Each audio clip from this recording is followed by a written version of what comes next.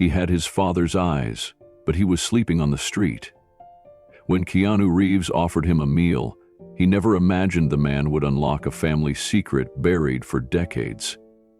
But what happened next forced Keanu to confront everything he thought he knew about his past and the brother he never knew he had. Before we continue this incredible story, let us know where you're watching from. If you enjoy stories like this, subscribe to the channel because tomorrow we have another inspiring story you won't want to miss. The shelter didn't know who he was, and that's exactly how Keanu liked it.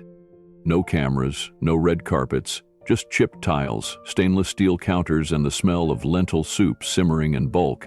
He volunteered under a pseudonym and wore the same gray hoodie and faded jeans each time he showed up. No one looked twice.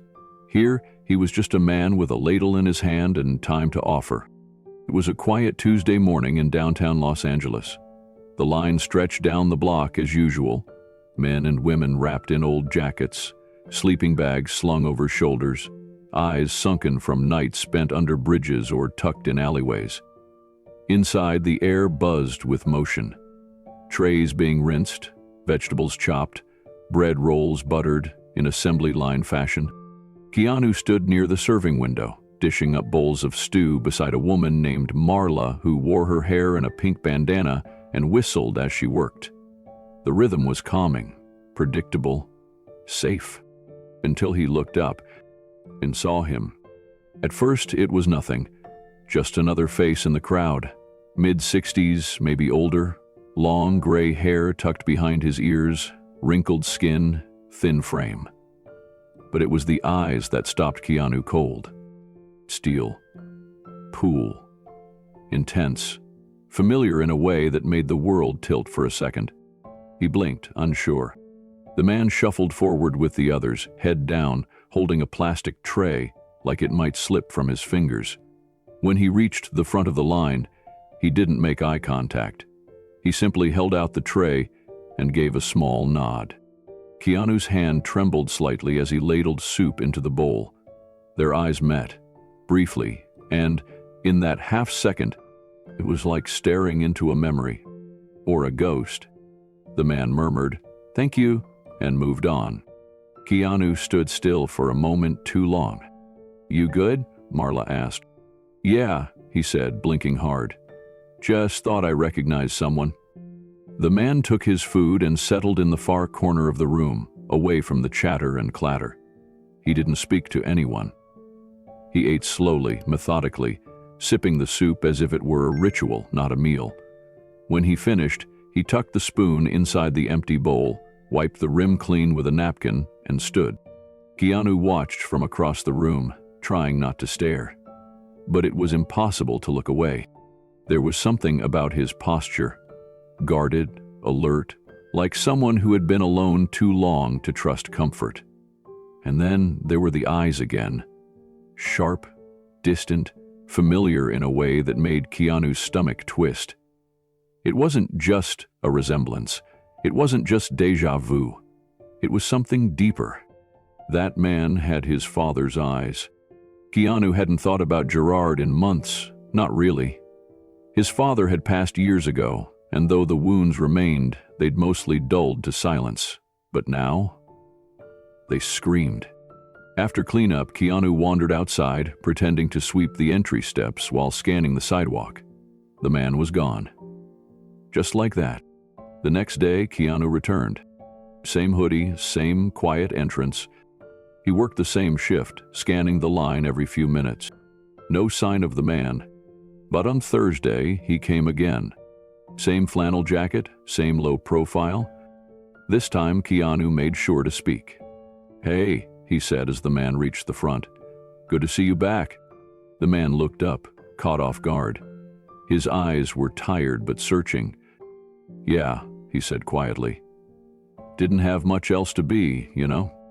"What's your name?" Keanu asked. The man hesitated. "Tom." Keanu nodded, offering the bowl. "Glad you're here, Tom." Tom gave the faintest smile, more muscle memory than meaning, and shuffled off. But Keanu didn't move on. Not this time. He stood there watching him walk away, pulse ticking in his neck, mind swirling with questions he wasn't ready to ask. Not yet. That night, Keanu sat alone in his living room, a half-finished cup of tea in his hands and a spiral notebook open on the table in front of him. He wasn't writing, just staring at the blank page. The name repeated itself in his head like a whisper he couldn't turn off. He didn't know why it rattled him so deeply. Maybe it was the resemblance. Maybe it was the way Tom never quite looked anyone in the eye for more than a second. Or maybe it was that strange, unsettled instinct Keanu couldn't ignore, like the universe had tugged on his sleeve and said, "Look closer." He didn't sleep much that night. Instead, he found himself scrolling through old photos on his phone, then digging into a dusty box in the hallway closet. Inside were a handful of aged prints, snapshots from his childhood. Most were of him and Kim, a few of his mother, and only 2 or 3 of Gerard. But there it was, that same expression, stoic, edges hardened by life. And those eyes, steel pool, just like Tom's. By morning, Keanu wasn't thinking about coincidence anymore. At the shelter the next day, Tom didn't come, or the day after that. But on Monday, just as the sun dipped low behind the towers of downtown, he appeared again. This time, Keanu wasn't behind the counter. He was waiting outside, holding 2 cups of coffee. Tom slowed when he saw him. "Didn't mean to scare you off last time," Keanu said gently. "You didn't," Tom replied. "I just don't stay in one place too long." "I figured," Keanu handed him the cup. "Thought you might want something warm." Tom hesitated, then took it. His fingers were cracked from the cold, his nails yellowed, but his grip was steady. They sat on the curb together in silence for a few minutes. Keanu glanced over. "You from around here?" Tom gave a slow shake of his head. "Everywhere." "No." Keanu nodded. He didn't push. But as he looked at the man beside him, this weathered stranger with his father's face and haunted eyes, he felt the gravity shift again. The feeling was back. Not fear, not even recognition. It was the feeling that a story had just begun, and it was no longer someone else's. Keanu had never been quick to chase ghosts. He had spent too many years learning that some shadows only get darker when you try to shine a light on them. But Tom lingered. The image of his eyes, that haunted voice, the way he took up as little space as possible, it had burrowed deep into Keanu's mind and refused to leave. By Thursday, Keanu could no longer pretend it was just a coincidence. He made a single call to a man he'd used only twice before, a discreet private investigator named Franklin Moss. Franklin was the kind of professional who operated in whispers, trusted, unseen, silent as snowfall. They met in a quiet booth at a diner in Burbank. Keanu didn't say much at first, just slid a napkin across the table with a name scribbled in blue ink. "Tom," Keanu said. "No last name, probably an alias, homeless, around 65, long gray hair, sharp eyes. I met him at a shelter downtown." Franklin studied him for a moment. "What are you looking to find?" Keanu hesitated. He hadn't told anyone what he suspected. "I just need to know who he is," he said, "where he came from." Franklin nodded once. "Discreet? I'll wait." 2 days later, Franklin called. "I've got something." They met again, this time in Keanu's garage. No need for restaurant small talk. Franklin pulled out a brown folder, thick with printed documents and photographs, and laid it flat on the workbench. "His real name is Thomas Elijah Reeves," Franklin said. Keanu's chest tightened. "Reeves," Franklin continued. "Born 1957, Los Angeles County, no criminal record but plenty of gaps. No fixed residence, moved through California over the last 30 years. Santa Cruz, Bakersfield, Fresno, Sacramento, mostly shelter stays, a few rehab centers, some volunteer jobs under the table." Keanu's fingers hovered above the folder. "And this," Franklin said, flipping to the final page, "is the earliest known photo we could find." It was black and white, grainy, a school photo. A boy, 16, lean face, high cheekbones, and those eyes. Steel pool. just like Gerard. Keanu stared at the photo for what felt like hours. He didn't blink, didn't breathe. The resemblance was undeniable. It wasn't just the eyes. It was the shape of the face, the sharp jawline, even the faint curl in the boy's hairline. He looked like a younger version of Gerard, stripped of bitterness and age, but still haunted. Keanu reached for the folder and turned the pages one by one. School enrollment forms, medical records from a state-run clinic in Stockton, a counselor's note about a runaway report filed in 1973, a rehab intake document from San Luis Obispo dated 1999. No arrests, no major infractions, just a long, scattered trail of someone who had slipped through life without ever quite being caught. "What about family?" Keanu asked, his voice lower now, like the question itself carried weight. Franklin shook his head. No clear next of kin, no listed emergency contacts. It's like he was cut off from the beginning.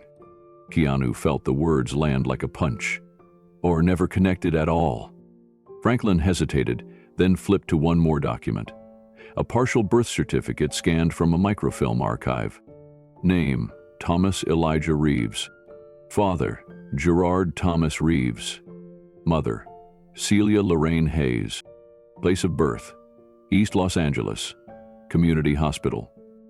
Keanu's breath left him in a single, slow exhale. Gerard. The name was printed in black and white, indisputable, sharp as a blade. His father, Tom, was his brother. Half-brother, technically, but the label felt too small for what thundered through Keanu's chest.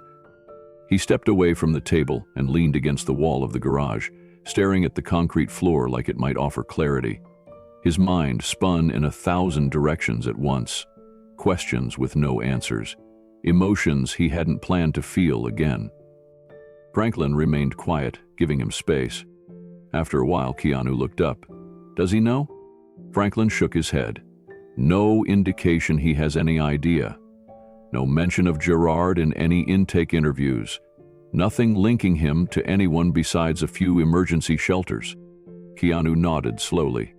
This man, this stranger with his father's eyes, had been walking the streets of Los Angeles, sleeping in corners, eating from charity, and had no idea who his blood was, or that someone was finally looking for him. Keanu sat down on the edge of the workbench and placed the photo beside him. He ran his hand through his hair, trying to steady the racing thoughts in his head. He had a brother, not just a name on a page, but a living, breathing man who had stood across from him, held a bowl of soup in shaking hands, and thanked him without knowing the weight of that moment. Tom wasn't a mystery anymore. He was family, but how much of that truth would help him now? What would it even mean to someone who'd spent most of his life being forgotten? Keanu looked up at Franklin, who was gathering his papers in silence. "Don't file anything official," Keanu said. "No contact from your end. I'll handle it." Franklin nodded. Understood. As he left, Keanu remained in the garage, the silence wrapping around him like a fog. He picked up the old photo again. Tom at 16, too young to be so hollow-eyed. He thought about the years lost, the decades that could have been different. He didn't know where Celia Hayes had gone, or how Gerard had once again disappeared from someone else's life without explanation. But none of that changed what mattered now. Tom was out there, still surviving, still alone, and he had no idea that someone was coming back for him. Keanu slipped the folder into a drawer and locked it. Then he pulled out his phone, opened his calendar, and cleared the next 2 days. He wasn't making another mistake with Gerard's silence. He wasn't letting this become another ghost in the mirror. This time, he would show up. Quietly, intentionally, and maybe, just maybe, he would finally start stitching together what had been torn so long ago. Keanu returned to the shelter with a different kind of weight in his chest. He wasn't there to hand out soup or sweep the floors. He wasn't hiding behind routine. This time, he came with intention. The dining hall was quieter than usual, late afternoon, between meal rushes. Only a few men lingered at the tables, sipping coffee or staring blankly at the walls. Keanu sat at a corner table with 2 cups of black coffee. No cream, no sugar, just warmth. He waited. Tom entered 20 minutes later, his shoulders hunched slightly, flannel coat zipped to the top.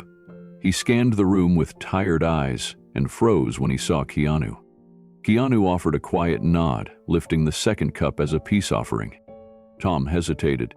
Then, slowly, he walked over.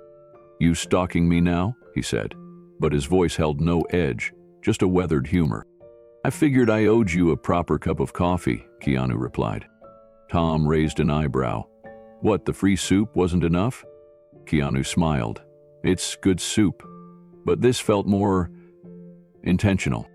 Tom stared at the cup for a moment, then sat across from him. "All right, let's see if it's as good as the company." They sat quietly, sipping. Tom drank slowly, hands wrapped around the cup like it was a source of heat he hadn't trusted in years. Keanu didn't push. He just waited, giving the silence enough space to breathe. "Don't usually do this," Tom said. "Do what?" "Sit with people, talk, be seen." Keanu nodded. "No pressure. We don't have to say anything, but you've got questions." Tom looked down into his coffee. "You want the short version or the real one?" Keanu leaned forward slightly. "Whichever version you're ready to tell." Tom took a breath. "Been on my own since I was 12. Group homes, foster houses, streets. Nobody stayed long. I got good at leaving before they could." Keanu felt something shift inside him. A memory. A connection. "Ever had family?" he asked gently. Tom stiffened, just slightly, but enough to feel it. "My old man disappeared before I could remember his name," he said. "Mom died when I was still figuring out how to read. After that, it was just me." Keanu's hand tightened around his cup. He felt the truth in that answer settle like a stone in his chest. He knew that name Tom didn't remember. Gerard. And now he knew something Tom didn't. Yet, Tom took another sip of coffee and stared out the nearest window. His shoulders were still tense, but something about his tone had softened. Like speaking those few truths had let a little air into the sealed room he'd been living in for decades. Keanu didn't interrupt. He knew what it was like to carry pain that didn't have words yet. "You ever wonder if some people are just meant to disappear?" Tom asked, not turning his head. Keanu blinked. "Disappear how?" "Not die, just vanish, fade out before anyone gets too close. That was me." He tapped the side of his cup. "Some guys survive the street, some don't. I did, but not because I was tough or clever, just because I learned how to stay quiet, make myself invisible." Keanu let the silence answer him. There was too much truth in Tom's voice to rush through it. Tom continued. "I bounced around, slept under bridges, bus terminals, church basements. Sometimes I'd get lucky, catch a job washing dishes or scrubbing sidewalks. But I never stayed. Every time someone got nice, I left." "Why?" Keanu asked gently. "Because nice means risk," Tom said. "Means they might start to see you, and if they see you, they might also leave." Keanu nodded slowly. "So you left first?" Tom looked at him for the first time in several minutes. His eyes narrowed. Not suspiciously, but like he was seeing Keanu in a different light. "Yeah," he said, "exactly." Keanu cleared his throat. "Did you ever try to look for your dad?" Tom's mouth tightened into a crooked line. "Once, when I was maybe 17, I asked some county office about a guy named Gerard. They said they didn't have anything. I gave up." He gave a short laugh that didn't reach his eyes. Felt stupid anyway, looking for a man who didn't even leave a note. Keanu's stomach twisted, because he knew the man Tom had searched for, and he knew the note had never existed. But the consequences had. Tom's fingers tapped restlessly on the table. He wasn't looking at Keanu anymore, just down, as if he could see the weight of years beneath his feet. "I always figured I came from nothing," he muttered, "so nothing was all I was owed." Keanu felt something inside him shatter, not with sound, but with truth. He'd felt invisible once too. Not in the same way, not with the same scars, but he knew what it meant to carry the echo of a father's absence through every hallway of your life. "You don't come from nothing," Keanu said quietly. Tom glanced up, his eyes sharp, suspicious. "You know something?" Keanu hesitated. He wasn't ready to tell him, not yet. Not without care, not without context. But he couldn't lie. "I'm still figuring it out," Keanu answered truthfully. "But I think you deserve to know where you come from." Tom leaned back in his chair. "Why would it matter now?" "Because sometimes," Keanu said, "what we thought we lost was never really gone. It was just waiting for someone to notice." Tom didn't respond right away. He finished his coffee, eyes thoughtful, jaw tight. Finally, he said, "You ask a lot of deep questions for a guy who serves soup." Keanu smiled. "Guilty." Tom cracked the faintest smile in return. It didn't last long, but it was real. And in that moment, Keanu knew. This wasn't just a conversation. It was the beginning of something neither of them had ever had before. A bridge. The idea came to Keanu quietly, like most important things do. It wasn't dramatic, no grand revelation, just a moment of stillness, sitting in his kitchen late at night, Tom's words still echoing in his head. Looking for a man who didn't even leave a note. It wasn't enough to feel it in his bones. He needed to know. So he made a call. A discreet lab, mobile service, no press, no exposure, no fanfare. They could meet privately, gather the samples, and let the truth do the rest. Keanu waited until their next coffee, this time on a park bench a few blocks from the shelter. The sky was overcast, and Tom had a bandage on his knuckle, probably from a scrape or fall he hadn't mentioned. He drank his coffee slower this time, like he was learning to savor it. Keanu broached the subject gently. "Ever think about your family line?" Tom raised an eyebrow. "That a polite way of asking if I've got a rich uncle?" Keanu smiled. "More like wondering what kind of story we're all a part of." Tom leaned back. "I think mine's a mystery novel written by someone who quit halfway through." Keanu let out a quiet laugh.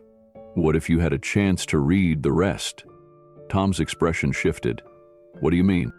"There's this company," Keanu said. "They run DNA ancestry tests. No strings, no public record, just answers. Thought maybe we could try one?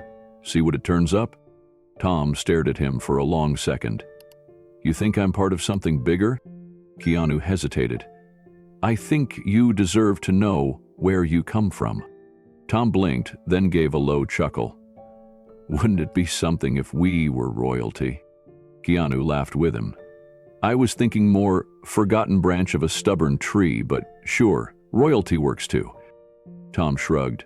"Fine. Swab my mouth. Let the ghosts talk." And just like that, it was in motion. The DNA collection was simple.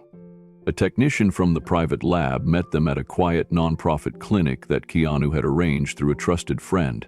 No cameras, no questions, just a sterile room, 2 chairs, and the soft humming of an air purifier in the background. Tom didn't ask many questions. He cracked a few jokes about being abducted by aliens or the government cloning him, but Keanu could sense the tension underneath. It wasn't about science, it was about truth. And Tom had spent his whole life surviving without it. After the swab, the technician smiled politely, thanked them both, and promised results in 5 business days. As they stepped back outside into the fading light, Tom exhaled slowly and said, "5 days, huh? That's faster than most of the shelters call your name." Keanu nodded. "You okay?" Tom shrugged.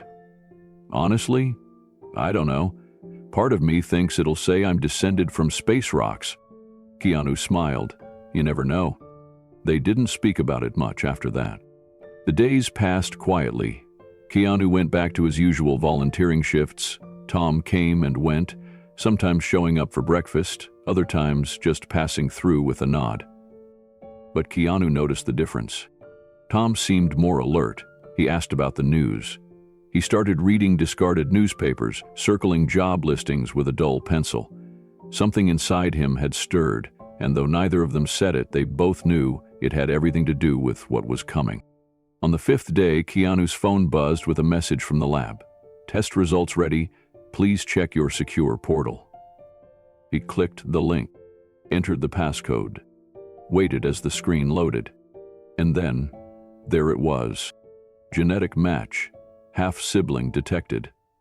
Subject, relationship, 49.8% DNA share. Biological father, confirmed by match Gerard Thomas Reeves. Keanu stared at the screen, his heartbeat slowing to a deep, full stop. There was no more speculation now. No more maybe. Tom wasn't just a man who resembled his father. He was his father's son, his brother. Keanu didn't call Tom right away. He needed to sit with it. The folder from Franklin. The DNA report now sitting open on his screen. The grainy school photo of Tom at 16. The shared bloodline of a father who had left both of them stranded in different storms. He thought back to his childhood, the empty dinner chairs, the promises that never arrived, the years of wondering if Gerard would ever show up again. And now this man, this quiet figure from the margins, had lived a mirrored version of that same pain. But in Tom's case, there hadn't been cameras, scripts, or even the chance to build something in spite of it. There had just been survival. Keanu closed the laptop and grabbed his jacket. When he arrived at the shelter, Tom was sitting on the curb, nursing a paper cup of weak coffee and watching pigeons fight over breadcrumbs. Keanu sat beside him. Tom gave him a sideways glance. "So, did the science elves do their thing?" Keanu didn't speak right away. He looked straight ahead, then finally turned. "Your last name is Reeves," he said quietly. Tom blinked. "What? It's yours by blood?" Tom's brow furrowed. "Wait, you're saying—" "I got the results," Keanu continued. "We're brothers. Half-brothers." Tom froze. For a moment, he didn't move, didn't breathe. Then he let out a shaky laugh, one that sounded more like disbelief than humor. "You're serious?" Keanu nodded. "Same father, Gerard." Tom's face shifted. The name meant something, maybe a memory, maybe nothing but a name he'd heard once and lost. "I remember him," Tom whispered. "He left when I was a baby." Keanu nodded. "He left me too."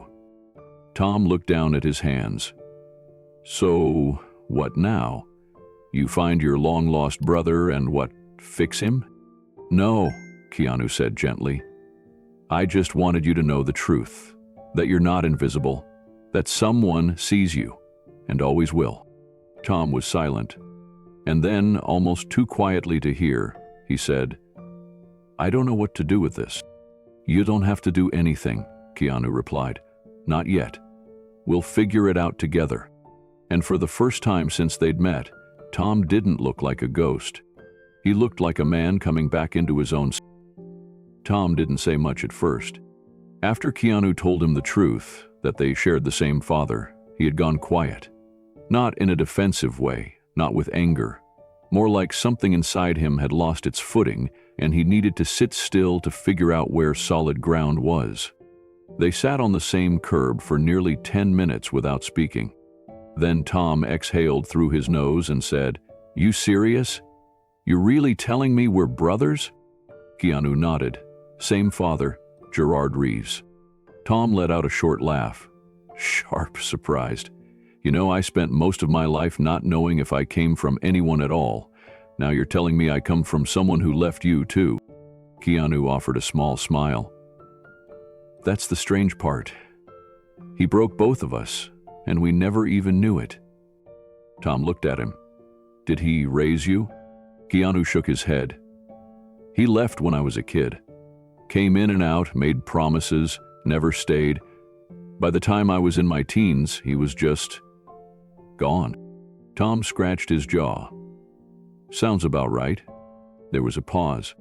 Then Tom asked, "Did he ever try? Ever come back?" Keanu's voice was calm but raw. No, he left holes in both of us, Tom. Different shapes, same damage. Tom looked down at his boots, blinking fast. Then, without warning, he laughed. Harder than before. Not because it was funny, but because disbelief sometimes has nowhere else to go. He shook his head. You know, I half expected this week to be like every other. Wake up, find food, avoid cops, not learn I've got a brother. Keanu let the silence speak for him. Then Tom's face shifted again, softer now, eyes glassy. He looked away, voice low. I didn't think anyone would ever call me family again. Keanu reached into his coat pocket and pulled out something he'd brought just in case. A photo. It was old, worn at the edges. Gerard, maybe 35, standing by a pickup truck, alone, cigarette in one hand, his other in his coat pocket. He handed it to Tom. Tom studied the photo like it might crumble in his hands. That's him, he asked. Keanu nodded. Tom stared harder. I see it, he whispered. In the eyes, in the way he's standing. That's me when I'm tired. Tom held the photo in his lap like it weighed more than paper. His thumb ran along the creases, smoothing out years that couldn't be undone. Keanu let him have the time. When Tom finally looked up, he asked, Did he have other kids? Keanu nodded. As far as I know, just me and Kim. Tom blinked. Kim? My sister. She passed a few years back. Leukemia. Tom's eyes lowered. I'm sorry. Keanu nodded. She was the strongest person I ever knew. There was a pause, then Tom said quietly, So, he left both of us, but you had people. Not always, Keanu admitted. But I had chances. Open doors. I had someone believe in me once, when it counted. And now, here you are, playing Big Brother, Tom said with a half smile. Not the role you expected, huh? No, Keanu admitted, but maybe one I needed.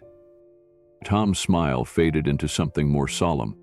What about your life? You got a job? A family? Keanu chuckled softly. I act, do some work behind the scenes too. Mostly, I try to stay out of the spotlight.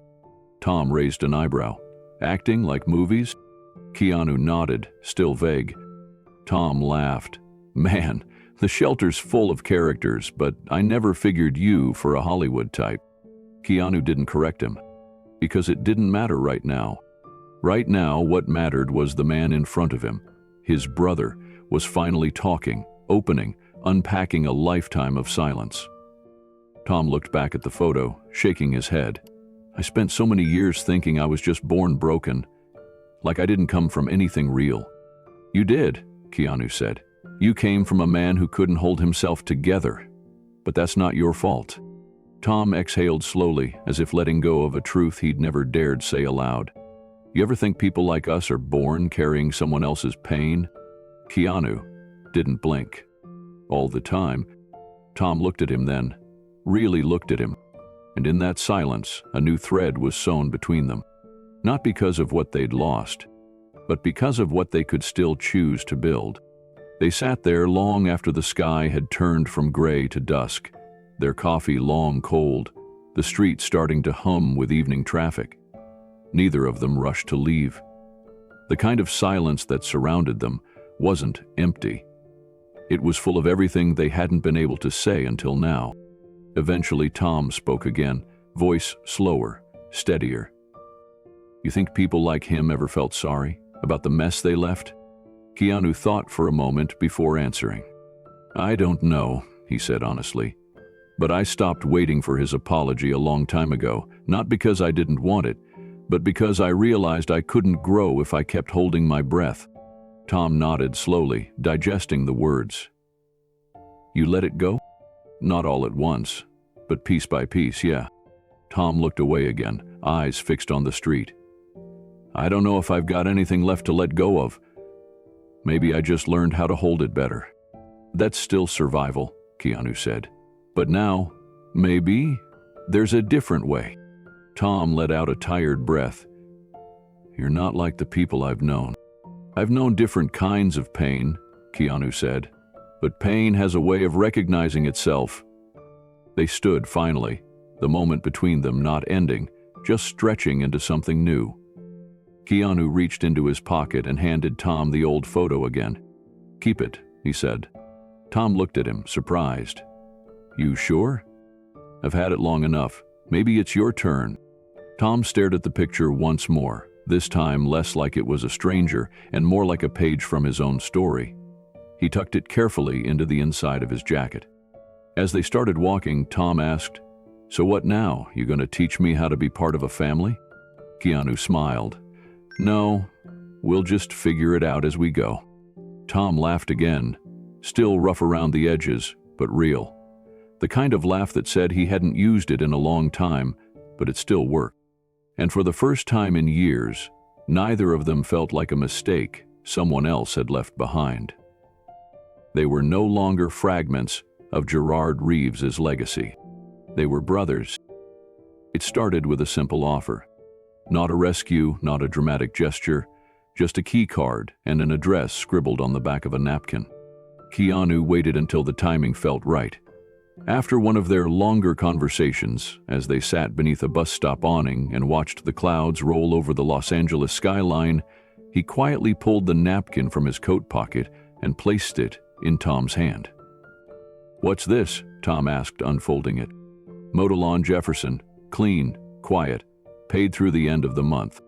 Tom's face tightened instantly. "I'm not charity." Keanu nodded. "You're not? Then why?" Keanu looked at him carefully. "Because I know what it's like to need a door that doesn't lock behind you." Tom stared at the napkin again, eyes distant. "It's not a cage, Tom," Keanu said gently. "It's just a place to land. That's all." For a long while, Tom said nothing. He folded the napkin slowly, tucked it into his coat, and gave a small, unsure nod. "I'll think about it." The next night, Tom didn't show up at the shelter. The night after that, Keanu drove past the motel just after sunset. A faint light glowed behind curtain number 7. He exhaled. Tom had walked through the door. The motel wasn't fancy. It wasn't supposed to be. Just a quiet corner of stability. A clean bed, a warm shower, 4 walls that didn't carry wind or sirens. Tom didn't call, didn't send a message, but 3 days later, Keanu knocked lightly on the door with a bag of takeout and 2 cups of coffee. Tom answered with a towel slung over his shoulder and a look of surprise that was quickly buried under his usual guarded expression. "Didn't expect room service," he muttered. Keanu grinned. "Didn't want to miss dinner." Tom stepped aside to let him in. The room was neat, sparse but cared for. An empty coffee cup sat beside a dog-eared paperback on the table. The trash was tied, the blankets folded. On the bathroom counter sat a disposable razor and a bottle of drugstore aftershave. "Place smells better than the street," Tom said, sitting down on the edge of the bed. "Still don't know if I belong here, though."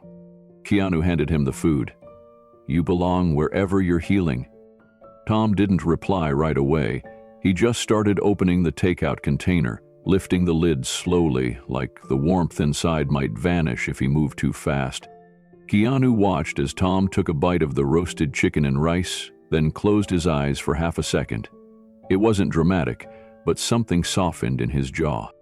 "You ever notice how food tastes different when you're not freezing?" Tom mumbled between bites. Keanu smiled. "I think that's called peace." Tom gave a dry chuckle. "Don't get ahead of yourself." Still, he finished the whole plate. That night, Keanu didn't stay long. He left a stack of books on the nightstand. Nothing flashy, just a few things that had helped him once. Old paperbacks about persistence, healing, and characters trying to find their place in the world. He didn't expect Tom to read them, but he hoped he might. By the end of the week, the motel manager called Keanu, not with a complaint, but to let him know Tom had asked to clean the walkway in front of his room. Elvis didn't want money, the manager said he just wanted to give something back. The next time Keanu visited, he found Tom sitting on the bed, shaving. Not fully clean-shaven, just trimmed, deliberate. The books were stacked neatly on the desk, One was open, spine cracked. "Thought you might have skipped town," Keanu said, stepping inside. Tom didn't look up from the mirror. Thought about it. But Tom rinsed the razor. "The bed creaks, the water takes forever to heat up, and I think I saw a roach last night." Keanu waited. "But," Tom added, glancing over with a dry smirk, "I've been sleeping through the night." It was the first time Keanu had heard him say something like that.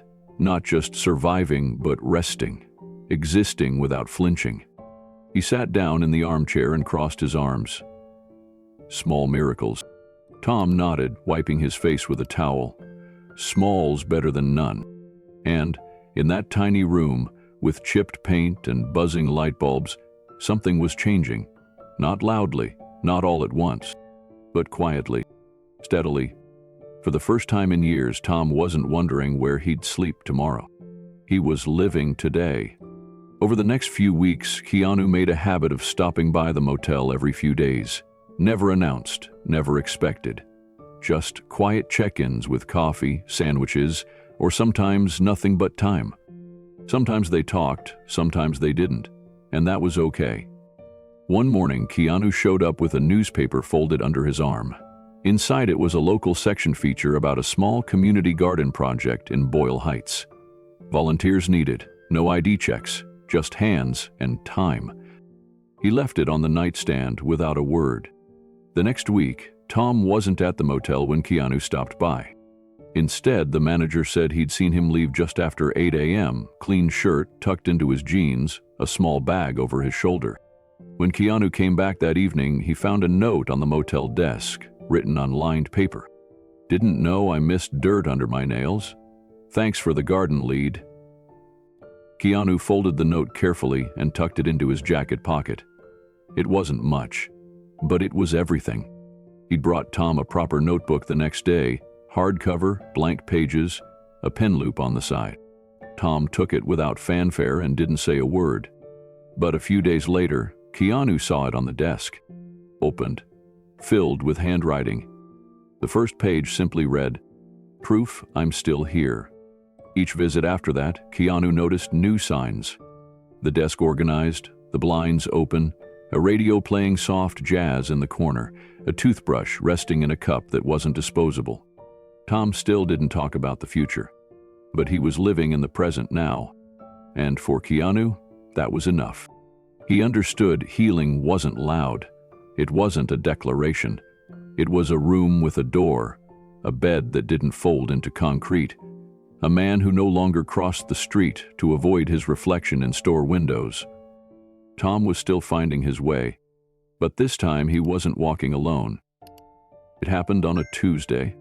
The rain had been light all day, just enough to mist the sidewalks and blur the outlines of the distant skyline. Keanu brought Thai food in cardboard containers and a pack of paper napkins. They ate sitting on the floor of Tom's motel room, backs against the bed, quiet jazz humming from the radio in the corner. Tom didn't speak for a while. He just chewed slowly, eyes fixed on the steam rising from his food. Then, unprompted, he said, "She worked nights. My mom." Keanu glanced over but said nothing. "2 jobs, sometimes 3, always moving, cleaning houses, waiting tables, sometimes babysitting rich kids for cash under the table." He paused. "I remember her hands. They were always cracked. Always smelled like bleach." Keanu nodded gently. "Mine worked in costume shops, made dresses, same kind of hands." Tom gave a faint smile but didn't look away from the window. "She used to leave notes in my lunch. Be kind, watch the sky, don't forget I love you, little things like that." He swallowed. Then, one day, she didn't come home. Keanu blinked. "What happened?" Tom shook his head. "No one really knew. Cops said she might have overdosed or just ran. I bounced through a few homes after that. Some were fine, some weren't." Keanu leaned forward, elbows on his knees. "You were how old?" "Almost 13. Silence settled between them again. Not empty, but heavy. "I tried to stay in school," Tom continued, "but after a while, it just didn't make sense. I was hungry most days. Got tired of pretending I understood algebra when I couldn't remember the last time I had socks. Keanu closed his eyes for a second. Tom went on. By 15, I was sleeping in church pews. By 17, I was stealing food. Got picked up once or twice. Minor stuff, nothing serious. But once you're in the system, it sticks. And the drugs? Keanu asked softly. Tom nodded. It started with pills. Someone gave me one to help me sleep. That turned into something else. Rehab, relapse, the whole loop. Keanu reached into the takeout bag, grabbed a second napkin, and handed it to him. Tom took it, not because he needed it, but because he knew what it meant. He was being heard. Tom sat with the napkin in his hand for a long moment. Then he folded it in half and placed it gently on the floor beside him, like it might blow away if he didn't anchor it. I remember one winter, he said quietly. I didn't have shoes, just some busted-up sneakers full of holes. I was walking near a bus stop downtown, just trying to find somewhere warm. This guy, random, older, he sees me, walks up, and asks what size I wear. Keanu didn't say a word. Tom's voice softened. He takes off his boots, right there, hands them to me, says, "You'll need these more than I will." Then he walks away, in his socks. Keanu let the story hang in the room. It didn't need embellishment. It didn't need explanation. It was one of those rare moments of human decency that made you wonder how many lives had been saved by quiet, nameless kindness. Another time, Tom continued, I OD'd. Woke up in the hospital, tubes everywhere. I was shaking, cold, lost. A nurse came in, didn't even know my name. She sat beside me and prayed, held my hand like she'd known me my whole life. Keanu looked over. You remember her name? Tom shook his head. Nope, but I remember her face. She looked like hope. A long silence followed. Then Keanu spoke. I lost someone too, he said. Tom glanced over. Yeah? My daughter, stillborn, years ago. Tom's eyes widened slightly, the edge of his usual detachment cracking. Her name was Ava, Keanu added, and not long after, I lost her mother, Jennifer. Car crash. Tom turned toward him, more fully this time. I'm sorry. Keanu nodded. It changes you. That kind of loss. People think grief is loud, but most of the time it's just quiet, constant. Tom looked back at the wall. Yeah. And then there was Kim, my sister. Keanu paused. Cancer. We fought it for years. Some days I thought we were winning, but... He stopped, blinking once. Tom waited, gave him space. Keanu finished, some things don't get to stay, no matter how much you love them. Tom didn't ask any questions. He didn't offer advice. He just sat beside his brother. And for the first time, they weren't just sharing pain. They were stitching something together, not from answers, but from being willing to speak what had always been silent. The sky outside had darkened to a deep navy, the kind of blue that made streetlights flicker on like fireflies. Inside the motel room, the conversation settled into something unspoken. Shared air, shared aches. Tom leaned his head back against the mattress edge, eyes tracing cracks in the ceiling. You know what I hate most? He asked. Keanu glanced at him. What? That? I still catch myself apologizing to people I haven't seen in 20 years. People who hurt me, left me, forgot me. I'll be walking down a sidewalk and suddenly whisper, I'm sorry, for nothing. Keanu nodded slowly. Sometimes we rehearse forgiveness, hoping someone will finally say it back. Tom gave a small, broken laugh. Yeah, that sounds like it. Then he turned his head. So, what about you? You ever get tired of pretending you're okay? Keanu thought for a second. All the time. I've just learned how to carry it quieter. Tom smirked. That your superpower? No, Keanu said. Just survival. Like yours. A pause. Then Tom said, feels weird, doesn't it? Finding someone who gets it. Who doesn't flinch when you talk about the dark stuff. It's rare. Keanu agreed. "But it matters." The silence that followed wasn't awkward. It was thick, warm, filled with something that had taken too long to arrive. Trust. Finally, Tom asked, "So, what are we, then? Brothers? Strangers?" "Trauma twins." Keanu smiled. "Brothers. With different maps.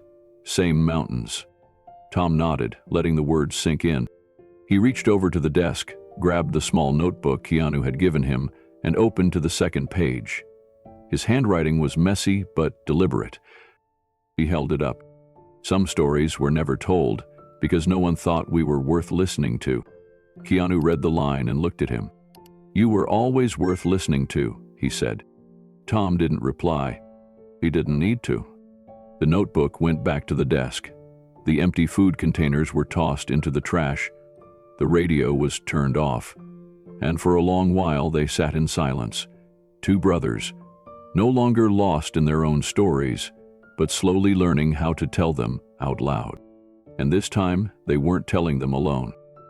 The cemetery was quiet, as most are, set on a hill just outside Los Angeles, where the traffic noise faded and the air always smelled faintly of eucalyptus and cut grass.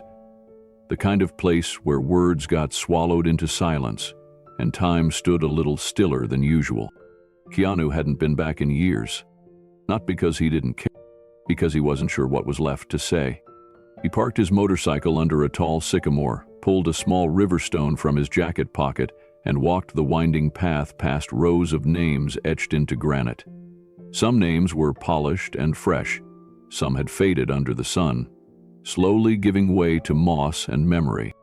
Gerard Reeves was buried beneath a modest headstone. No grand marker, just a flat, weather-worn plaque pressed into the soil. It read, "Gerard T. Reeves, 194319995, father, musician, drifter." Keanu knelt down slowly. He placed the river stone at the base of the plaque. It was smooth, cool, gray, with a streak of white quartz down the middle. He didn't say where he found it, only that it had felt right to bring. "This is from Tom," he said aloud. He stayed there for a while, his hand resting lightly on the stone. The wind rustled the trees above, and somewhere in the distance, a crow called once, and then went silent. "You were his father too," Keanu said. "You left both of us behind, but he still deserves a piece of you, even if it's only this." He didn't expect an answer, didn't need one. After a while, he stood, brushed off his knees, and looked down one last time. "We made it without you," he whispered, "but not untouched." He turned and walked back down the path, one step heavier, one step lighter. Back at the motel that evening, Tom sat at the desk, legs crossed at the ankles, flipping through a stack of photos Keanu had brought in a worn manila envelope. They were old, some yellowed at the corners, mostly black and white. Gerard as a young man with a guitar. Gerard at a birthday party in faded jeans and a crooked smile. Gerard leaning against a fence post, hands in his pockets, eyes hidden behind aviator sunglasses. Tom studied each one like a puzzle he couldn't solve. "Looks like someone who forgot how to love," Tom said finally, setting a photo face down on the table. Keanu sat on the edge of the bed, arms resting on his knees. "That's exactly what he looked like." Tom leaned back in the chair and sighed. "You ever wonder if it was him or something that happened to him?" "All the time," Keanu answered. Tom tapped a finger on the table. "Makes you think, how far back does it go? How many fathers before him left scars that turned into silence?" Keanu didn't respond right away. Then he said, "Somewhere, somebody's got to decide to stop carrying it forward." Tom nodded slowly. "You think that's us?" "I think it can be." He turned one of the photos over and slid it toward Tom. "That one's from the year before he disappeared. I was about 8. Tom looked at it. Gerard was sitting on the hood of a rust-colored car, cigarette dangling from his fingers, guitar case by his side. "Who looks tired," Tom murmured. "He always did." There was a silence between them. Not tense, just real. Tom opened the drawer and took out his notebook. the one Keanu had given him weeks ago. The first page still said, "Proof I'm still here." The second page was blank. The third was where he stopped writing about what he'd lost and started writing about what he'd learned. Now he flipped to a fresh page and wrote at the top, "Things I want to remember." He stared at the title for a long moment. "I think I've spent most of my life trying to forget," Tom said. "Forget the cold, the hunger, the nights I woke up thinking I was choking on air. But I never wrote down the good things, the things that made me stay." Keanu smiled quietly. "Then start now." Tom nodded, eyes focused on the page. He wrote his mother's name. Then he wrote boots at the bus stop. Then, beneath that, a nurse who prayed. He paused, then added, "A brother with quiet eyes who didn't walk away." Keanu didn't say a word. Tom closed the notebook softly. And for the first time, it didn't feel like a journal. It felt like a home being built, one line at a time. That night, Keanu didn't stay long. He let the space breathe, let the silence do its work. Tom had stepped into something he hadn't touched in decades. Reflection without bitterness, memory without drowning. And Keanu knew from experience how fragile that moment was. As he stood to leave, Tom looked up from the notebook. "You still got that picture of him and the guitar?" Keanu nodded. "Yeah, why?" Tom hesitated, then said, "Mind if I keep it?" Keanu smiled. "It's yours." Tom took it gently, slid it between the pages of his notebook like a strange kind of bookmark. "Maybe someday I'll understand what kind of man he really was," Tom murmured. "Maybe," Keanu said. "But maybe you don't have to. Maybe it's enough to understand what kind of man you want to be." Tom didn't reply. He didn't need to. After Keanu left, the motel room was quiet except for the ticking of the wall clock and the hum of the mini-fridge. Tom sat for a long time in the chair, notebook in his lap, photo pressed flat against the page. He stared at the image again. Gerard looked impossibly young in it, like someone standing at the edge of a future he wasn't brave enough to walk into. Tom ran his finger along the crease in the photo. "Guess we both got lost somewhere," he whispered. Then he turned the page and started writing again. Things I want to remember grew with every stroke of the pen. The sound of jazz on Tuesday nights, a clean shirt, a warm meal without asking, someone waiting outside, just in case. Each entry was like a brick being laid, not to build a wall, but to build a foundation. By midnight, the notebook had 5 pages filled. The last line he wrote before he turned off the light read, "I am not what he left behind. I am what survived anyway." He closed the cover, set the notebook by the lamp, and lay down in bed. For the first time in years, he didn't fall asleep watching the door. He fell asleep with a memory in his chest and a future in his hands. And for Tom Reeves, that was the beginning of something he never thought he'd have. A life not haunted by the man who disappeared, but shaped by the man who stayed. It began with a quiet suggestion, offered like a thread instead of a push. Keanu waited until the timing felt right, until the weight Tom was carrying had loosened just enough to let something new in. They were sitting in the motel room again, watching a documentary about trees that could live over 1,000 years. "Ever think about talking to someone?" Keanu asked softly. Tom's eyes didn't leave the screen. "About what?" "About what you've been through, what you're carrying." Tom gave a dry smirk. "You mean besides everything?" Keanu chuckled. "Yeah, that too." Tom shrugged. "Never really saw the point. Counselors ask questions I don't want to answer." "I don't have to get answers," Keanu said. "Sometimes they just help you ask better questions." That stuck. The next day, Keanu reached out to a longtime friend who ran a private community counseling and recovery group in Silver Lake. No press, no expectations, just a circle of chairs and a room where people said what they were too tired to keep hiding. Tom hesitated when Keanu brought it up. "I'll go," he said, "but only if you come with me. First time." Keanu nodded. "Of course." So the next Thursday night, they drove across town in silence, rain peppering the windshield as the city glowed under streetlights. The building was unassuming. An old converted storefront with peeling paint and a small welcome sign in the window. Inside, the lights were soft, the walls covered in local artwork, and the scent of herbal tea lingered in the air. They were greeted by a woman named Carmen, warm, patient, unshaken by trauma. She led them into the meeting room. 10 chairs, a circle, a few men, a few women, different ages, different scars. Tom sat beside Keanu, his shoulders rigid, his hands stuffed in his pockets. Introductions were made, first names only. Tom stayed quiet. Keanu spoke briefly, just enough to share that he was here for support, nothing more. The group welcomed them like they'd always belonged. Tom didn't speak that first night, or the second, but he listened, and that was the first real step toward the light. By the third meeting, Tom had begun nodding when people spoke.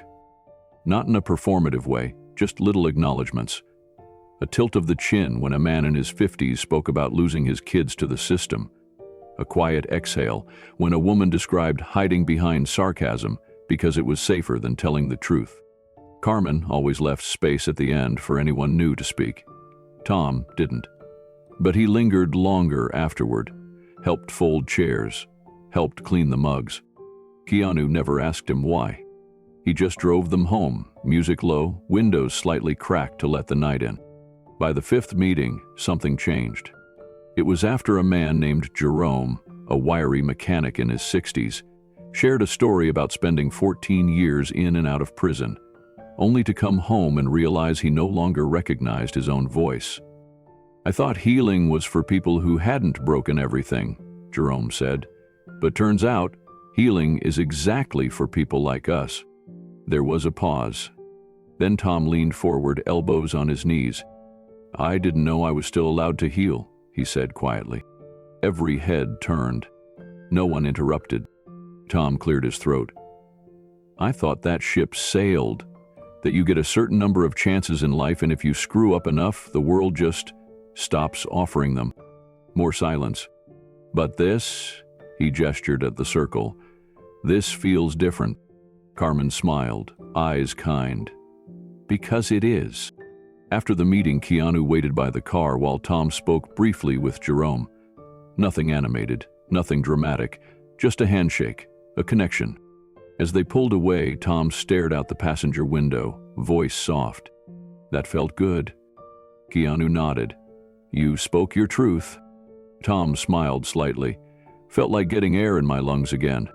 That night, back at the motel, Tom opened his notebook and flipped to a fresh page. At the top, he wrote, "Healing isn't permission, it's a birthright." He underlined it twice. And for the first time in his life, Tom Reeves didn't just believe in survival. He believed in restoration. The meetings became part of the rhythm. Every Thursday night, rain or shine, Tom showed up. Sometimes Keanu drove him, sometimes Tom walked. The circle was always there. 10 chairs, a pot of tea, and stories that ranged from brutal to beautiful. Tom didn't speak every time, but when he did, it wasn't filler.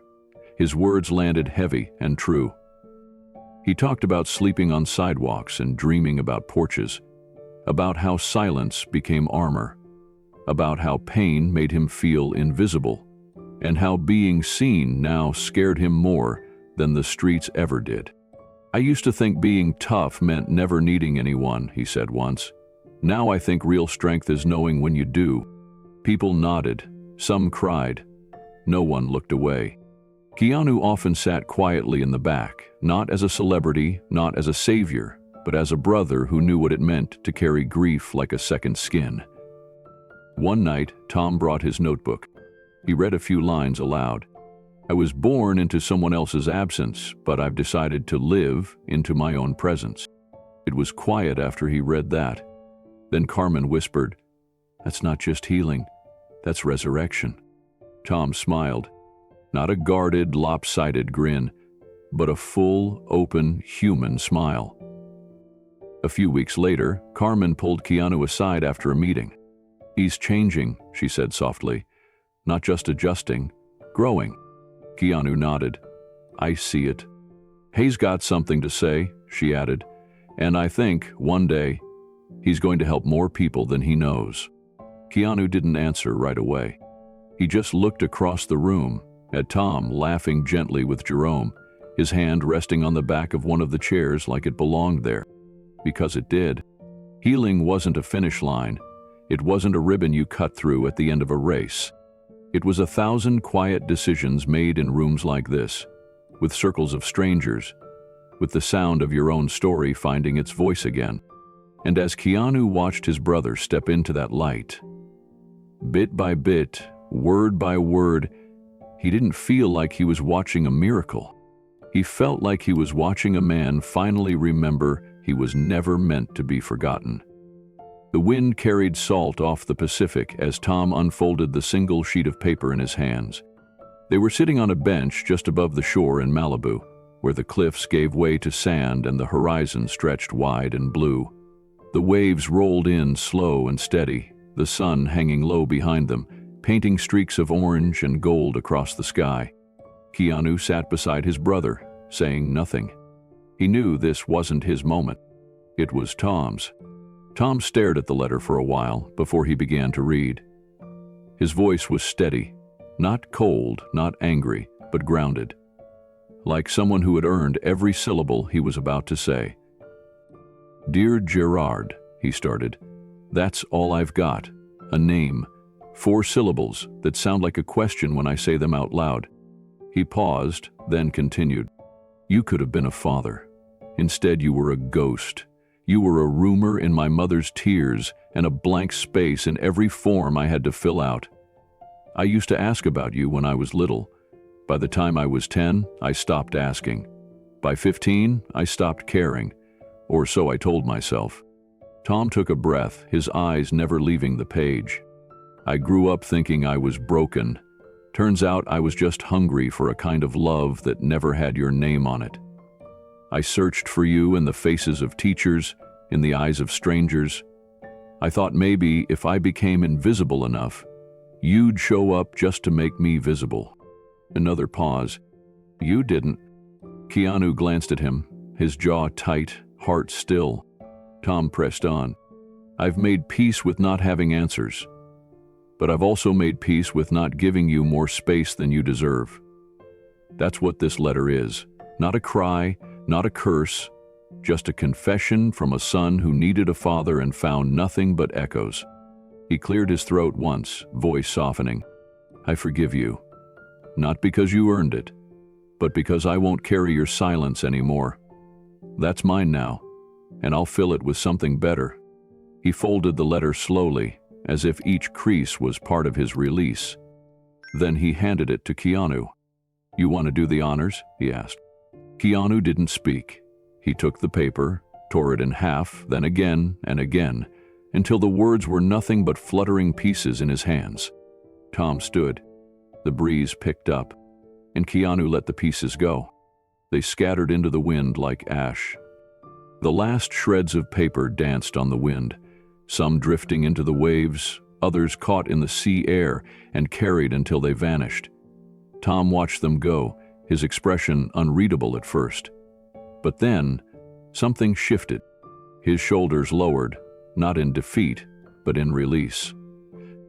He sat back down beside Keanu, elbows resting on his knees, eyes fixed on the horizon. "That's the last time he gets to be in my head," Tom said. Keanu nodded. He knew exactly what Tom meant. He'd written his own invisible letters to Gerard in years past, letters shouted into silence, letters whispered into pillows.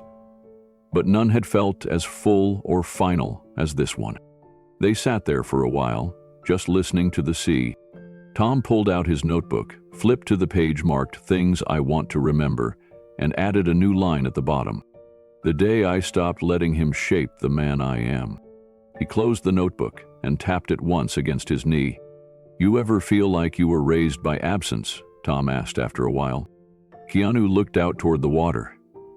"Yeah, but I think the absence taught me what not to become." Tom nodded slowly. "Same. He took a breath, deep and steady. "I'm not mad anymore," he said. "Not really. I'm just done waiting for something I know isn't coming." Keanu smiled gently. "That's not giving up, you know. That's choosing peace."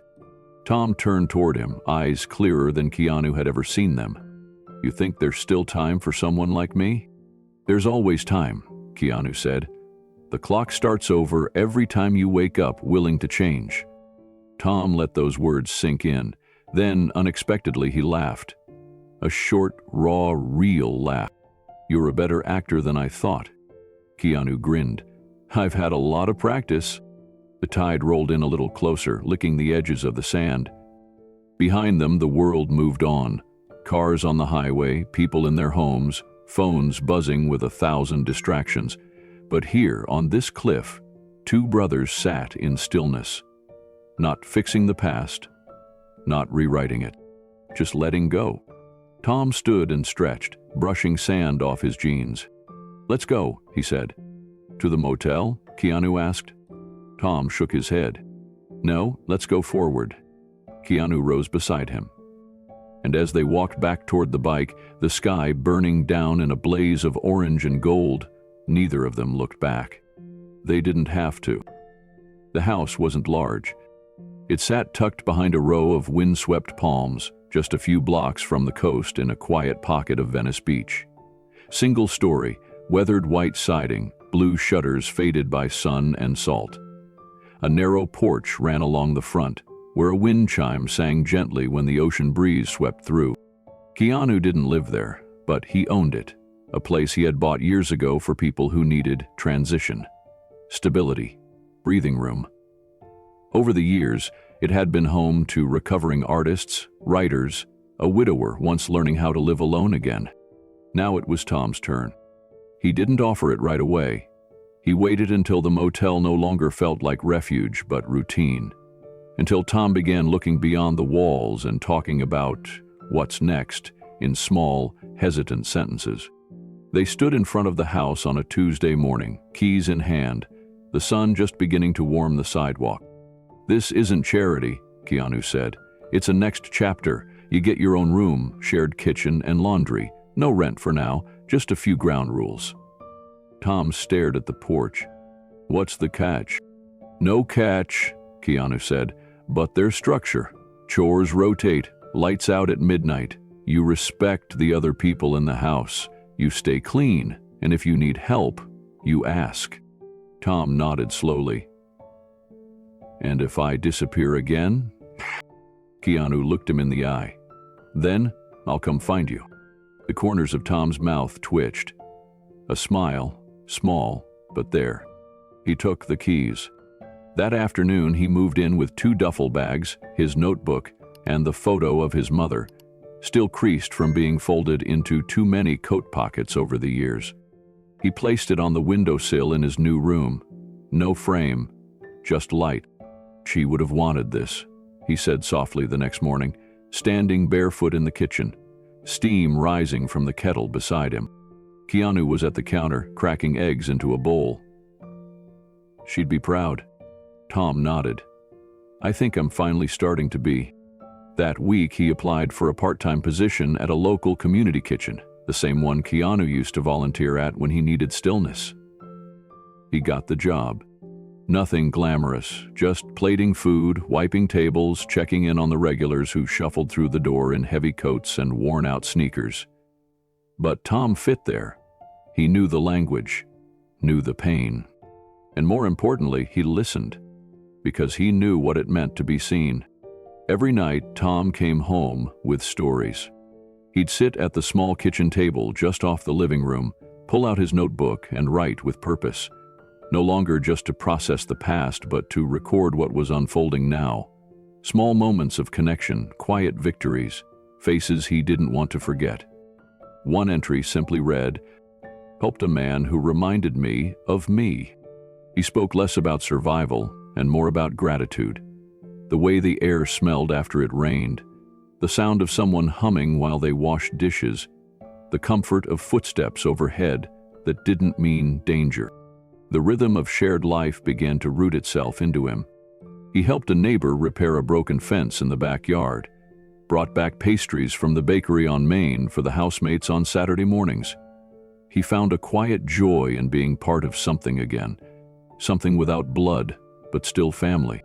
One evening, Keanu dropped by unannounced. Tom was out back, barefoot, pulling weeds from the small vegetable patch behind the house. "Didn't know you were a gardener now," Keanu said. Tom looked up with a grin. "Didn't know I could keep anything alive." They sat on the porch afterward, drinking coffee and listening to the cicadas begin their dusk chorus. Keanu looked over. "You happy?" Tom didn't answer right away. Then, "Yeah, I think I'm getting there." He leaned back, arms stretched across the top rail of the porch, the wind lifting his hair ever so slightly. "It's strange. For the first time, I'm not waiting for something to break." Keanu smiled. "That's peace." Tom nodded. "And I don't think it has to be complicated." They both sat in the fading light, the ocean breeze curling around them like a gentle reminder that time had passed and more would come. Before heading in for the night, Tom paused at the doorway and looked over his shoulder. "Thanks for not giving up on me," he said. "I never started," Keanu replied.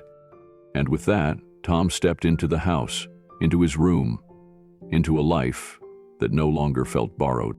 The picture of his mother still sat on the windowsill, catching the glow of the street lamp. He looked at it and whispered, "We made it." It wasn't a mansion, it wasn't fame or fortune, but it was something he'd never had before. A home, a real one. Tom didn't say yes right away. When the shelter director approached him one afternoon, clipboard in hand, hopeful smile in place, and asked if he'd be willing to share a few words at the upcoming community dinner, his first instinct was to shrink. "Just 10 minutes, she said. "Nothing polished, just your story." Tom had laughed, nervous. "I don't have a story. I've got a pile of mistakes." She smiled gently. "Sometimes that's exactly what people need to hear." He told her he'd think about it. That night, he didn't sleep much. He stared at the ceiling, notebook open on his chest, pages filled with reflections and lines he wasn't sure anyone else would understand. What could he possibly say that wouldn't sound like a confession or a cry for pity? But then he remembered something Carmen had said in group weeks earlier. "Your scars don't disqualify you, they make you believable." And something Keanu had said long before that. Sometimes healing someone else starts with telling the truth out loud. So he said yes. The event was simple. Plastic chairs arranged in rows in the shelter's multi-purpose room, folding tables covered in blue cloths, plates of lasagna and green beans passed hand to hand.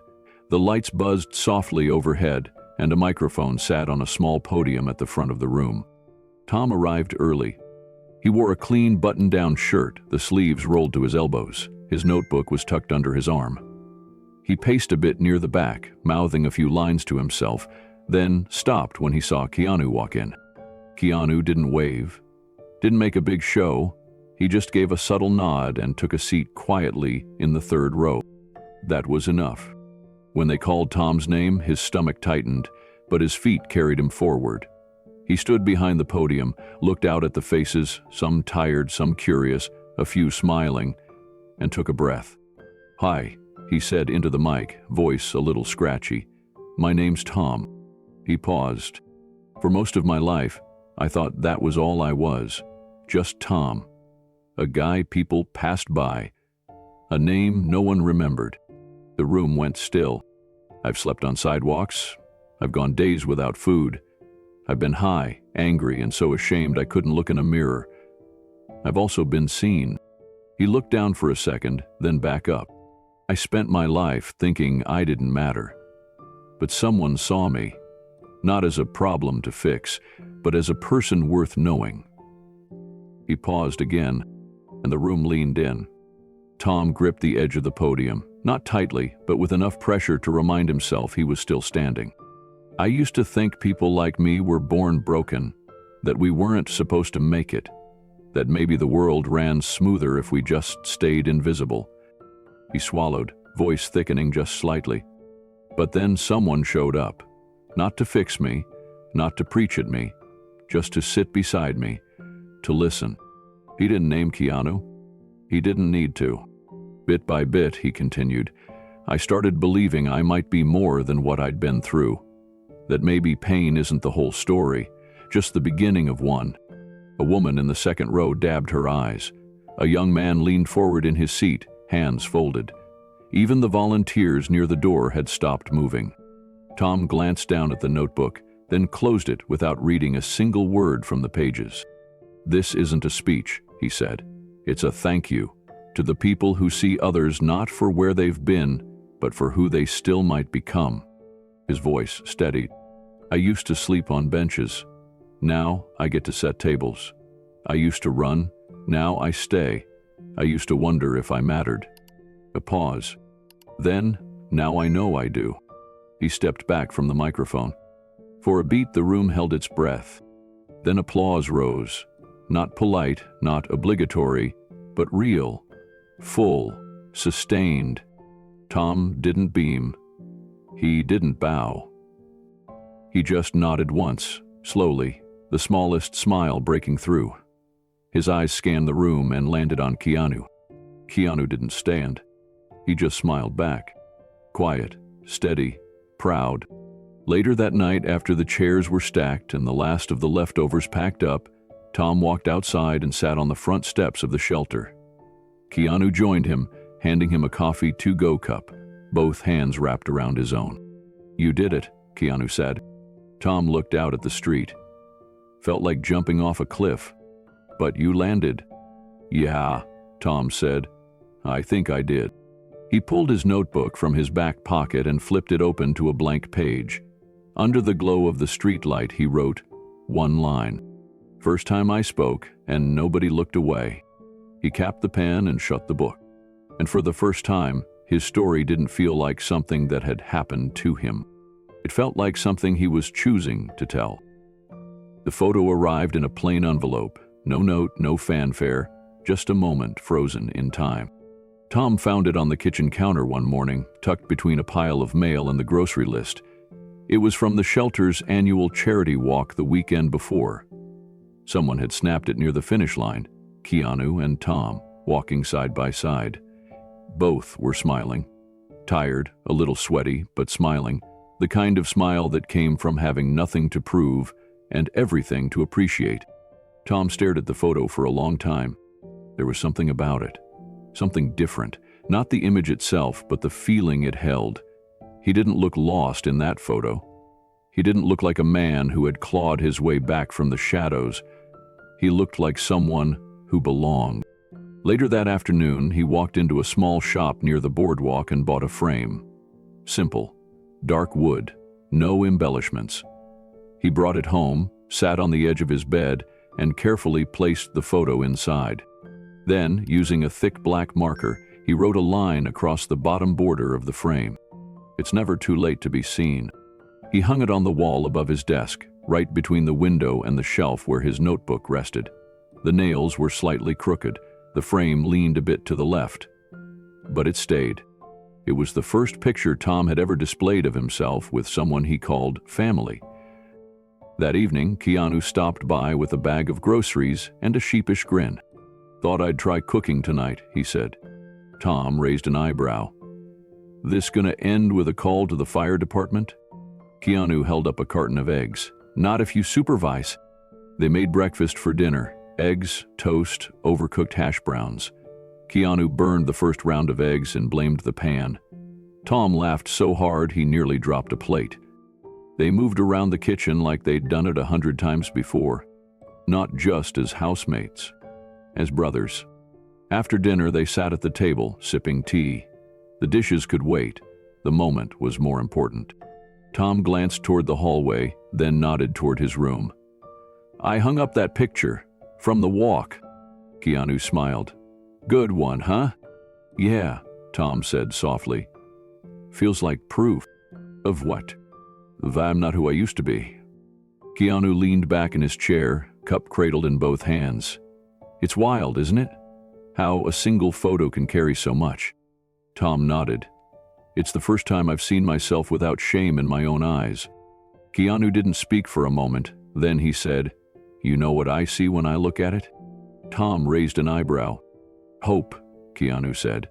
"Not just for you, for anyone who thinks they're too far gone." Tom let that settle. "Sometimes I wonder if it's really me in that photo."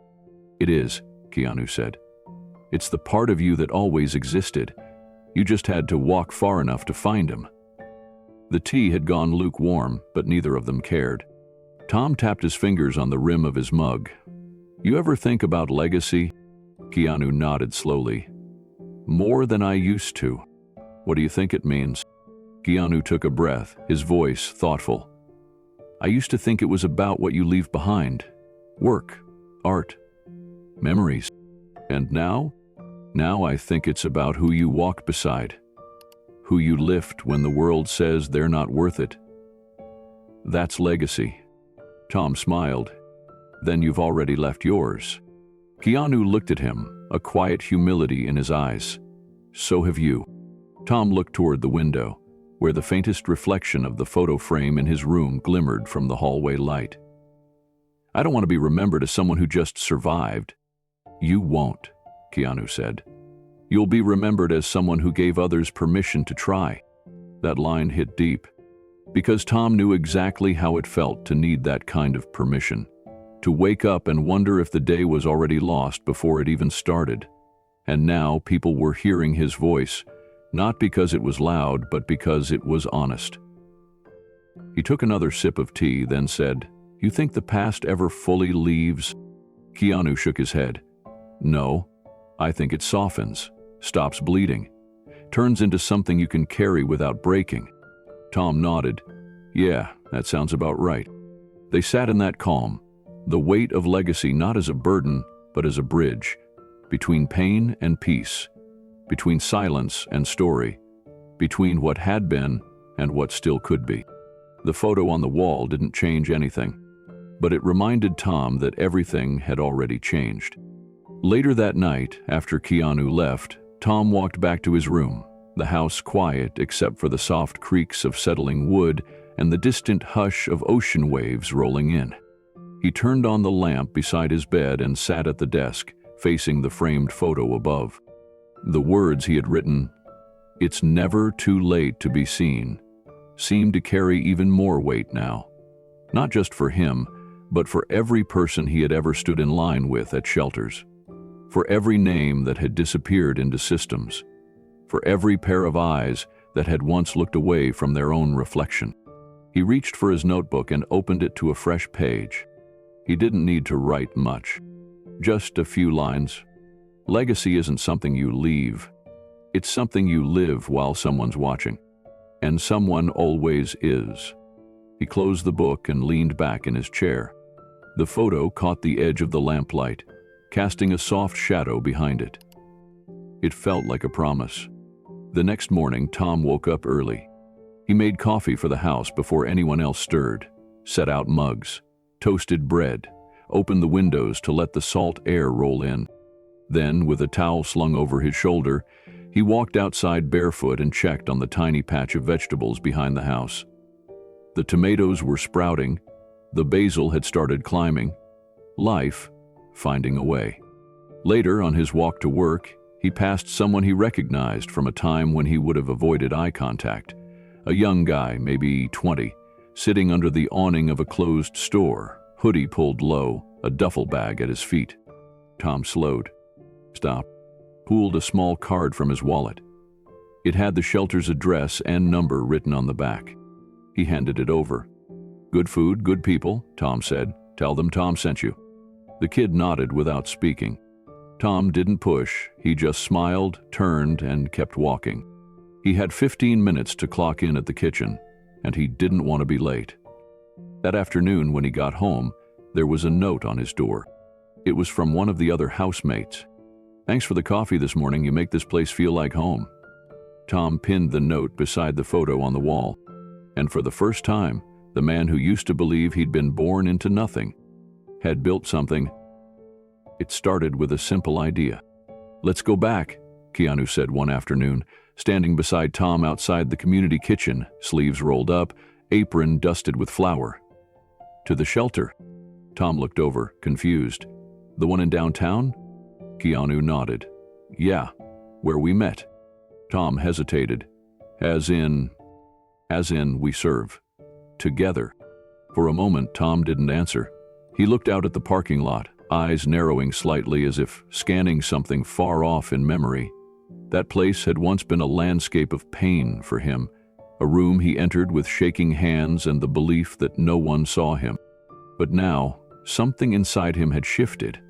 The man who stood beside Keanu was not the same man who'd shuffled into the soup line months ago with his hood up and his voice buried.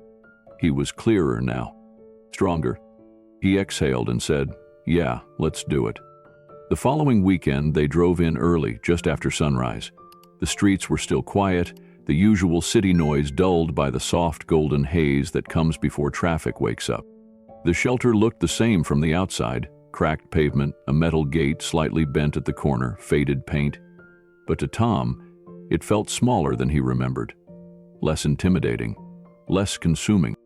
Inside, volunteers buzzed with prep work, slicing loaves of bread, checking pots on the stove, setting out trays. The place had always run like a patchwork machine, stitched together by compassion, held upright by grace. Keanu tied on his apron like he had dozens of times before. Tom did the same, though slower, more deliberate. It was the first time he wore it as someone giving, not receiving. They stood side by side at the serving counter, just two men with spoons and gloves and tired sneakers. There was no announcement, no spotlight, just service. "Carrots or green beans?" Tom asked a man in line, voice steady.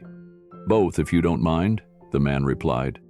Tom gave him a generous scoop of each and a quiet smile. The man looked at him for a moment longer than usual, eyes squinting with curiosity. "You new here?" he asked. Tom nodded. "Sort of." The man smiled back. "Well, you've got that look." "What look?" "Like someone who's been where we are, but made it out." Tom didn't answer. But Keanu, standing just beside him, nodded once and said softly, "He has." They worked in rhythm after that. Tom ladled soup. Keanu handed out rolls.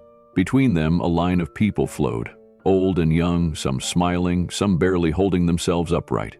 No one was turned away. No story was judged. Each plate passed over the counter felt like a quiet redemption. It wasn't flashy, it wasn't filmed or photographed, but it mattered. Because this time Tom didn't look around the room wondering where he fit. He knew. During a break, they stepped outside into the alley behind the shelter. The air was cool, thick with the scent of cooking and city exhaust. Tom leaned against the brick wall, wiping his hands on a towel. "Remember when I used to stand out here?" he asked Keanu, trying to convince myself to go inside. Keanu nodded, remembering. "Yeah, you looked like you were trying to disappear." Tom smiled faintly. "Felt like I already had." He looked down at his hands, still gloved, still marked by time, but steady. "I don't carry it the same way anymore," he said. "The pain?" Keanu asked. "Yeah," Tom replied. "It's still there, but it doesn't own me." Keanu studied his brother for a moment. "You're different," he said. "Not because you've forgotten where you came from, but because you've made peace with it." Tom nodded. "Took me a while to figure out that healing doesn't mean erasing. It just means choosing what gets to stay." They stood there in the hush of the alley, not needing to say more. Because in that moment, everything unsaid had already been understood. When they stepped back inside, the afternoon crowd had begun to thin. Cleanup had started. Trays scraped, chairs stacked, tables wiped down with damp cloths. Tom grabbed a bucket and joined without instruction. Keanu followed. It was ordinary work, but every motion felt sacred. Not because of the task, but because of the journey it took to stand here and do it. As the sun dipped lower, casting amber streaks through the windows, Tom finished wiping the last table and returned the rag to the bin. The shelter's director gave him a grateful nod on the way out, and the few remaining volunteers began to trickle toward the door. Keanu and Tom lingered, not because they had to, but because neither of them wanted the moment to end too quickly. In a quiet corner of the room, someone had left out a small display of community photos, events, smiles, milestones. Tom spotted an image from that morning's shift already printed and tacked to the board. He and Keanu standing side by side, arms relaxed at their sides, faces open. "I don't look scared anymore," Tom said, half to himself. Keanu stepped beside him. "Because you're not." Tom tilted his head. "I used to think being afraid was a flaw, like if I felt fear, it meant I'd already failed. What do you think now?" "That fear's just a signal that something matters," Tom said, "and that it's worth stepping into anyway." Keanu clapped him lightly on the shoulder. "Sounds like someone's been journaling." Tom chuckled. "Maybe a little." They headed out the front door, where the evening breeze greeted them like an old friend. Tom took a deep breath, the kind that filled more than just his lungs. It reached deeper, into the space where despair had once made a home. They walked in silence for a while. Then Tom spoke again. "You know, for a long time, I didn't think I'd ever come back here. I thought this place would always be tied to the worst version of me. But it's not," Keanu said. "Not anymore." "No," Tom agreed. "Now it's part of the proof." They reached the car, and before opening the door, Tom turned to face the shelter one last time. He didn't flinch, didn't look away. He just stared at it like a man who had finished reading a long, painful chapter and was ready to turn the page. "I used to walk out of here wondering if I'd make it through the week," he said. "Today I walked in asking how I could help." Keanu smiled, unlocking the doors. "Full circle." Tom nodded. "And forward." As they drove off, the shelter faded in the rearview mirror. But this time, it didn't represent pain. It represented passage. And sitting in the passenger seat, Tom didn't carry the weight of who he'd been. He carried the quiet strength of who he was becoming. The ocean was calm that evening. The kind of calm that didn't just touch the surface of the water, but reached deeper, into the quiet spaces where the heart holds its breath. A soft amber dusk stretched across the sky as Keanu and Tom sat side by side on a bench overlooking the shoreline. No conversation, no agenda, just the rhythm of waves and the comfortable weight of presence. They had come to this spot a few times before, usually after long days or quiet victories. It wasn't a destination, it was a pause, a place where nothing had to be earned and nothing had to be said. Tom leaned back, his arms resting on the bench behind him, eyes fixed on the line where sea met sky. His breath was steady, his shoulders relaxed.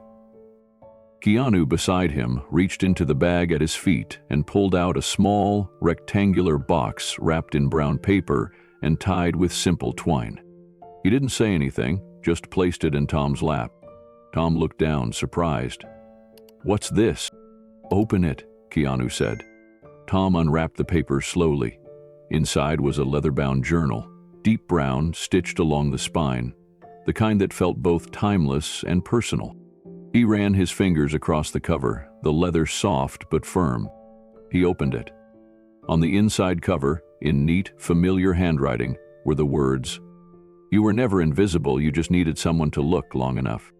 Tom stared at the message for a long time. He blinked once, then again, and when he looked up, his eyes were glassy. "You really are the dramatic one," he said, voice cracking through a laugh. Keanu chuckled. "Occupational hazard." Tom shook his head, closing the journal gently and holding it against his chest. "You know, people spend their whole lives waiting for someone to say that to them, and most never get it. You deserved to hear it," Keanu said. "Not just once, but every day." Tom didn't speak. He didn't need to. His presence was enough.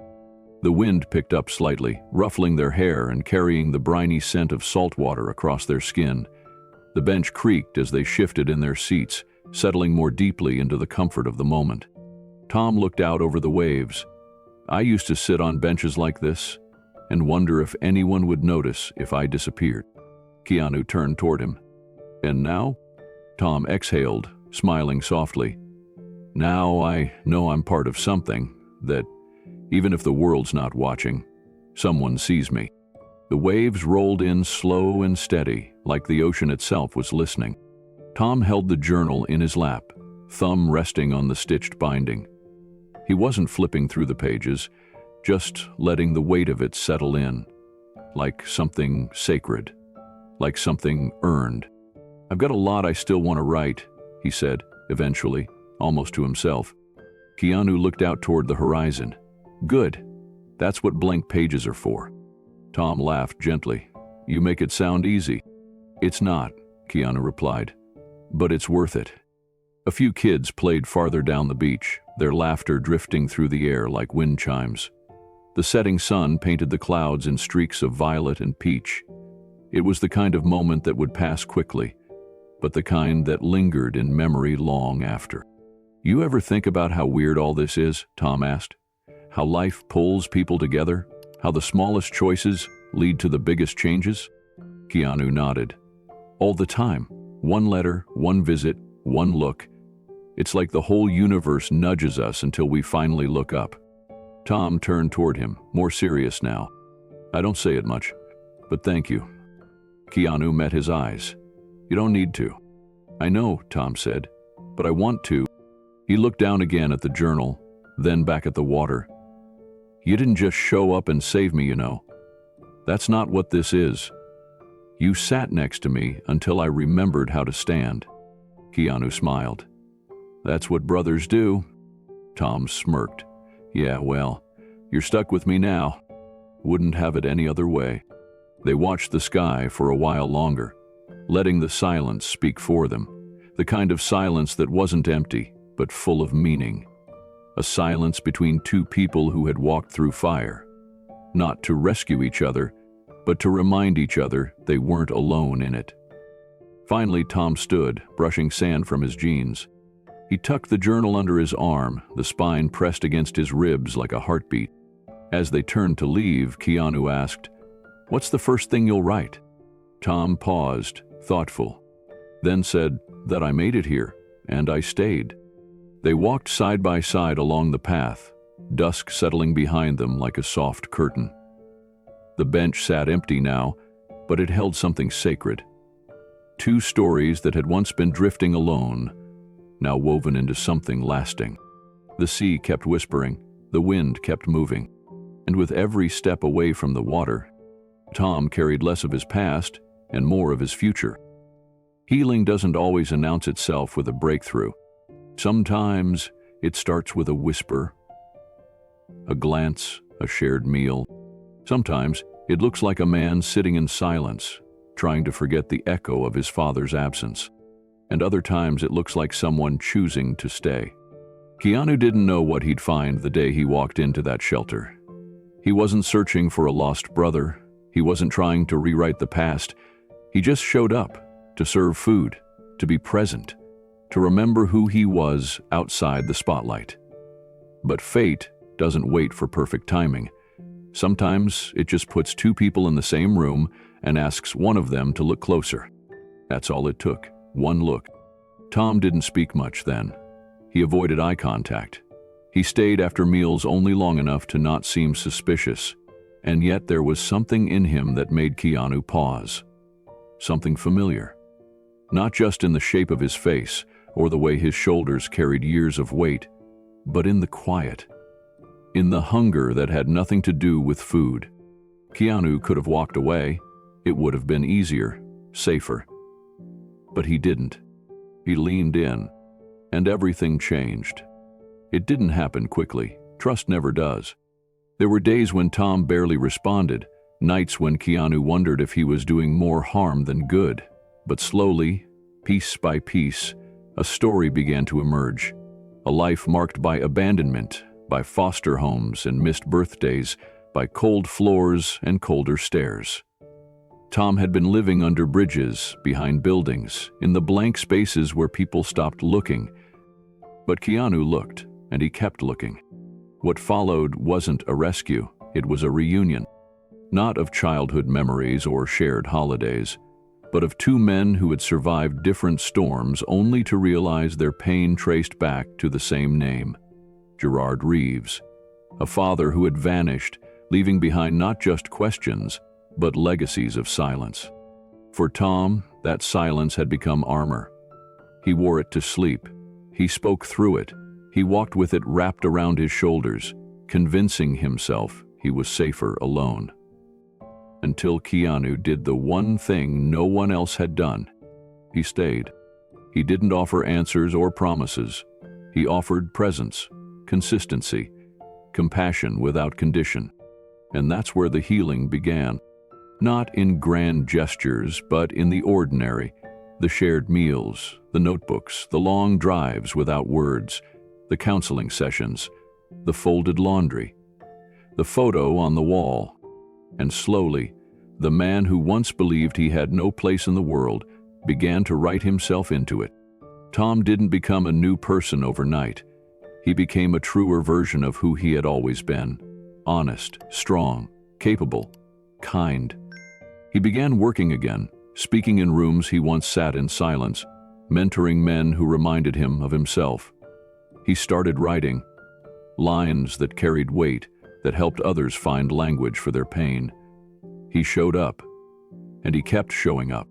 He returned to the shelter, not as a client, but as a volunteer. He poured soup into bowls and gave out smiles that didn't feel borrowed. One guest, watching him work, leaned in to whisper to Keanu, "That guy's different. Like, he's been where we are, but made it out." And Keanu, quietly, proudly, simply nodded. Because Tom had made it out. But more importantly, he had stepped back in, not as someone trying to forget, but as someone willing to remember so others wouldn't feel alone. It wasn't legacy that brought these two men together. It was love. Not the kind in stories or speeches, the kind that shows up late, the kind that doesn't judge, the kind that hands you a key, not to a house, but to yourself. The final photo of them together says it all. Side by side, aprons on, hands stained from work, and a line scrawled beneath it on the wall of Tom's room. It's never too late to be seen. That's what this story is. It's not about fixing the past. It's about refusing to let it define the future. Keanu never needed a brother, but he became one anyway. And Tom never thought he'd have a home, but he built one, with his words, his choices, his quiet courage. And in doing so, he reminded every person who has ever felt invisible that being seen can change everything, that it's not too late. Not for them, not for you, not for anyone. This incredible story is more than a journey between two brothers. It's a reminder of what can happen when we slow down long enough to truly see someone. Tom didn't need saving. He needed to be noticed, to be heard, to be reminded that he mattered. And Keanu didn't show up with answers, he showed up with presence. That made all the difference. In a world that moves too fast and overlooks too many, the quiet power of this story is a call to pause, to check in, to listen. Maybe someone around you, someone you pass every day, is just waiting for that one moment that changes everything. This incredible story isn't just about family by blood, it's about chosen connection. It's about walking beside someone, even when the road is uneven and long. So, if this incredible story moved you, if it stirred something in your heart, please take a moment to like this video, subscribe to the channel, and share it with someone who may need hope today. Because someone out there might feel like Tom once did, and your share might be the quiet hello that changes their life forever.